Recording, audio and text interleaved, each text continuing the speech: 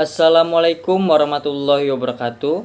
Perkenalkan, saya Abdul Hakim, NPM 1821020178, mahasiswa aktif Universitas UIN Raden Tan Lampung, Fakultas Syariah, jurusan Siasa, semester 5 kelas B.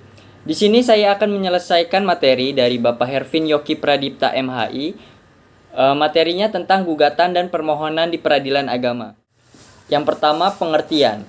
Gugatan adalah surat yang diajukan oleh penggugat pada ketua pengadilan yang berwenang yang memuat tuntutan hak yang di dalamnya mengandung suatu sengketa dan merupakan dasar landasan pemeriksaan perkara dan suatu pembuktian kebenaran suatu hak. Sedangkan permohonan adalah suatu surat permohonan yang di dalamnya berisi tuntutan hak perdata oleh suatu pihak yang berkepentingan terhadap suatu hal yang tidak mengandung sengketa. Yang kedua, perbedaan dari gugatan dan permohonan.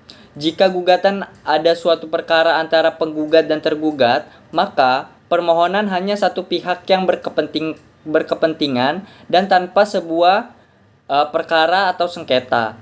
Dalam gugatan, hakim berfungsi sebagai hakim yang mengadili dan memutuskan serta berproduk vonis atau putusan, sedangkan dalam pemohonan hakim hanya menjalankan fungsi eksekutif power atau administratif dan berproduk basicking atau penetapan.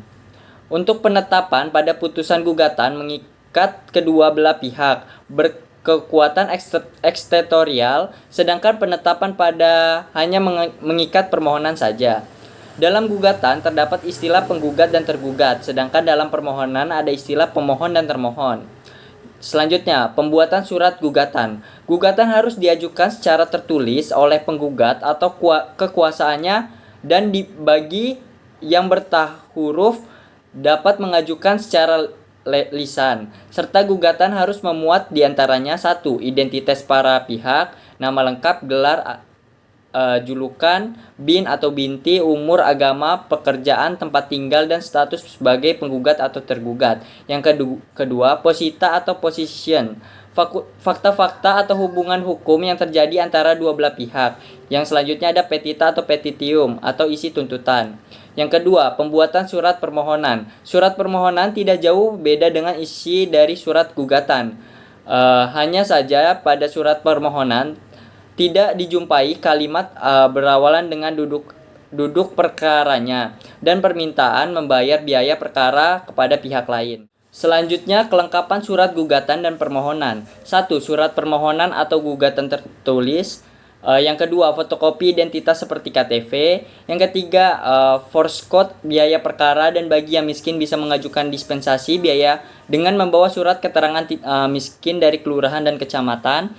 Yang keempat, surat keterangan kematian untuk perkara waris. Yang kelima, surat izin dari komandan bagi TNI atau Polri. Yang keenam, surat persetujuan tertulis dari istri atau istri-istrinya. Yang ketujuh, surat keterangan penghasilan. Yang kedelapan, salinan atau fotokopi akta nikah. Yang kesembilan, salinan atau fotokopi akta cerai. Yang kesepuluh, surat keterangan untuk bercerai dari kelurahan. Mungkin sekian yang dapat saya sampaikan. Wabillahi taufiq walhidayah. Wassalamualaikum warahmatullahi wabarakatuh.